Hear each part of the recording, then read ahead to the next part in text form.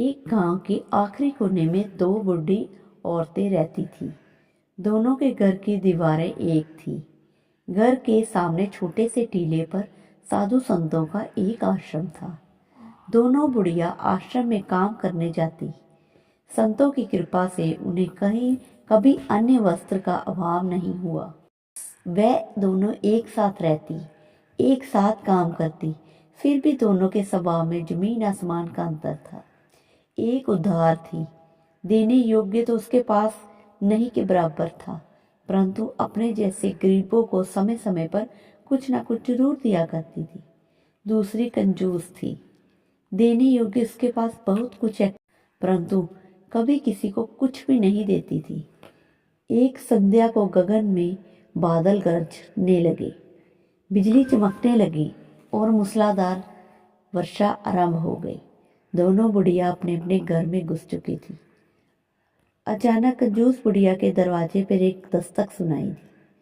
बुढ़िया भोजन करने बैठी ही थी। शायद कोई तूफान में फंसा हुआ मुसाफिर होगा जो भोजन में हिस्सा चाहेगा। ऐसा सोचकर बुढ़िया ने जल्दी जल्दी जितना खाना खा सकती थी खा लिया। जो बचा उसको ढक दिया और तब निवृत्त होकर दरवाजा खोला। खोलते खोलते जो पल भर भी आराम करने नहीं देती, परंतु जो ही उसने दरवाजा खोला, एक सौम्य शांत साधु की मूर्ति उसे सामने दिखाई पड़ी। बुढ़िया स्तब्ध हो गई। साधु ने वर्षा से बचने के लिए सिर पर एक मोटी बोरी डाल रखी थी। भीगी बोरी से पानी की बूंदें टपक रही थी। रोटी का एक टुकड़ा मिलेगा भैया? साधु ने मौन तोड़ा। बुढ़िया जानती थी कि ऐसे साधु संत जरा सी सेवा के बदले बहुत कुछ दे जाते हैं, इसीलिए उसने तुरंत ही भोजन की थाली हाजिर की। बदले में बहुत कुछ मिलने की आशा हो, तब थोड़ा सा दे देने में बुढ़िया भला क्यों हिचकिचाने लगी। साधु भोजन करने बैठे। वृद्धा साधु के मुंह की ओर देखती रही। साधु के चेहरे पर एक अद्वितीय तेज झलक रहा था। आश्रम के सभी साधुओं को वह पहचानती थी, पर इसको कभी नहीं देखा था। इसके चेहरे पर ऐसी सुकोमल नर्मता और पवित्रता थी कि प्रथम दृष्टि में ही इनके अंतस्थल का आर पार देखा जा सकता था। वह वृद्ध को यह देखने का अवकाश कहाँ, साधु कौन है, उससे अधिक साधु क्या लाया है, यह जानने के लिए वे आतुर थी। कितना भयंकर तूफान है, साधु बोले। धनवानों की तो चिंता नहीं, पर बेचारे निर्धनों का क्या होगा, अनाथों का कौन है? यदि संसार में साधु संतों की कृपा दृष्टि ना होती तो मुझ जैसे गरीब की क्या दशा होगी। वृद्धा ने कहा, इसीलिए तो मैया मैं तुम्हारे दरवाजे पर आया हूँ। जो भूखे को अन्न और वस्त्रहीन को वस्त्र देता है वह धन्य है। स्वर्ग की सभी सीढ़ियां उसके पास है। साधु ने कहा। दो अपरिचित महिलाएं आश्रम में आश्रय हेतु आई हैं। बिजली गिरने से दोनों के घर गिरकर ढेर हो गए हैं।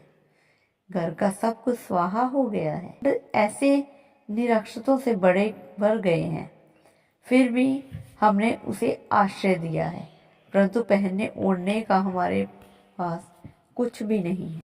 यदि तुम आज की रात भर के लिए कुछ ओढ़ने बिछाने को दे दोगी तो सुबह सब कुछ लोग चले जाएंगे तो हम तुम्हें लौटा देंगे। तुम्हारा तो सुरक्षित घर है, इसलिए कुछ ना कुछ जरूर दे सकोगी। साधु ने मदद मांगी। बुढ़िया निराश हो गई। उसकी आवाज मंद हो गई। महाराज, कुछ दूर पधारे तो धनवानों की कमी कहाँ थी? मुझ गरीब का ही घर आपको मिला। मेरी हालात ही दान लेने जैसी है, इसका तो ख्याल किया होता। एक कंबल भी नहीं दे सकोगी माई? वे बेचारी ठंड से कांप रही हैं। बुढ़िया चौंकी। अभी थोड़े ही दिनों पहले उसने एक सुंदर गर्म कंबल मिला था। वह कमरे में गई और सोचने लगी, नया कंबल तो कैसे दे दिया जाए। उसने पुराना कंबल उठाया और उसी तरह तय करके रख दिया। पुराने कंबल के भी उसे नेक गुण याद आ रहे थे। पूरे 7 साल से इसका उपयोग करती हूँ, फिर भी अभी वैसा ही है। भटकती बुढ़िया ना जाने कहाँ से आई होगी, नींद में लात मारकर मेरे कंबल को ना जाने कैसे कर देगी। भटकने वालों को क्या भान रहेगा, जिंदगी कभी कंबल देखा तो हो तब ना। वे तो बोरियों पर सोने वाली ज्यों की त्यों ही सोचती गई। उसके लिए कंबल कैसे दिया जाए। 2 साल पहले कुछ रोगी आए थे, उन्होंने जिन वस्तुओं का उपयोग किया था उन्हें जला दिया गया था।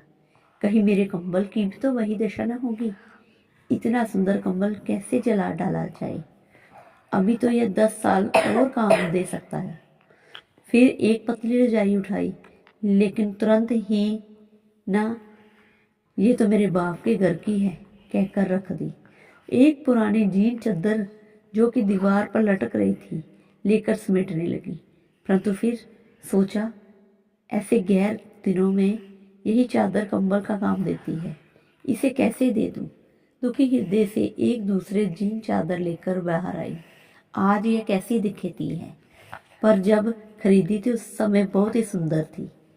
8 आने से कम तो नहीं लगे होंगे, इससे अधिक आप कुछ भी नहीं दे सकती। साधु ने चादर को कंधे पर डालते हुए पूछा। हाय हाय, मेरे घर में देने योग्य है ही क्या, अब क्या दूं। सारी रात मुझे तो अब ठंड में ठिठुर कर काटनी पड़ेगी। बेचारी औरतें ठंड में ठिठुरती हैं, तुम्हारी तरह ही वृद्धा है, सब कुछ गवा बैठी हैं, कुछ तो दे दो। किंतु बुढ़िया के दिल पत्थर पर कोई प्रभाव न पड़ा।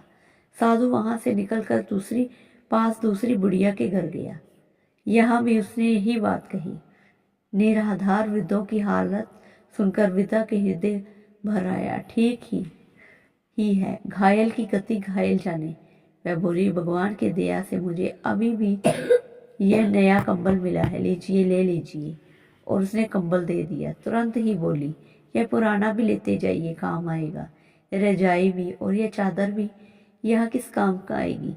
एक रात तो मैं किसी तरह से काट लूंगी। बेचारी भी औरतें ठंड में ठुठर रही होगी, मेरे कपड़े भी उनके काम आएंगे, इन्हें भी ले जाइए। बुढ़िया ने जितना दिया उतना साधु, उनके मुख पर उज्जवल मुस्कान लहरा रही थी। लीजिए, ये भी ले जाइए, और ये भी रात में कोई बेचारा बूला भटका आ जाए तो काम आएगा। मैं तो बोरी पर ही रात काट लूंगी। बुढ़िया ने करीब करीब घर का सब कुछ दे दिया। साधु के जाने के बाद आंधी अधीर हो उठी। नभ में भयंकर गर्जन होने लगी, प्रलयकारी पवन चलने लगी, वृक्ष धड़ाधड़ गिरने लगे। अचानक एक भयंकर बिजली चमकी और उन दोनों विधवाओं के मकानों पर गिरकर जमीन में उतर गई। विधवाएं बच गई, परंतु दोनों के घर और घर में सब कुछ स्वाहा हो गया। दुख से बिलखती दोनों बूढ़ी तूफान में ठोकरें खाने लगी। इधर चलिए, वहां मेरे आश्रम में उन्हीं साधु की समुद्र वाणी सुनाई पड़ी। दोनों का हाथ पकड़कर साधु ने आश्रम में ले आए। दीवार के पास छप्पड़ के नीचे एक उद्धार विद्या की दी हुई सभी वस्तुएं जो कि त्यों रखी हुई थी। यह तेरा है और तुझे वापस मिला है माई, साधु ने कहा। तूने जो दान दिया है वह खुद ही को दिया है, परंतु उन दोनों विधवाओं का क्या हुआ। उद्धार विधवाओं ने चिंतित हो पूछा।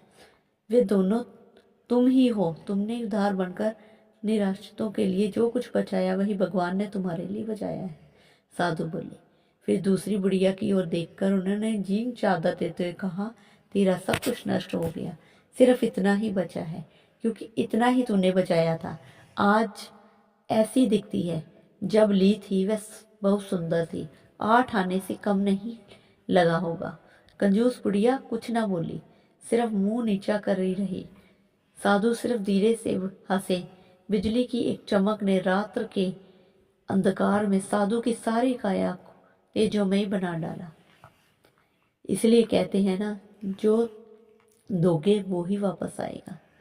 इसलिए हमें भी दान करना चाहिए और गरीब लोगों की मदद करनी चाहिए।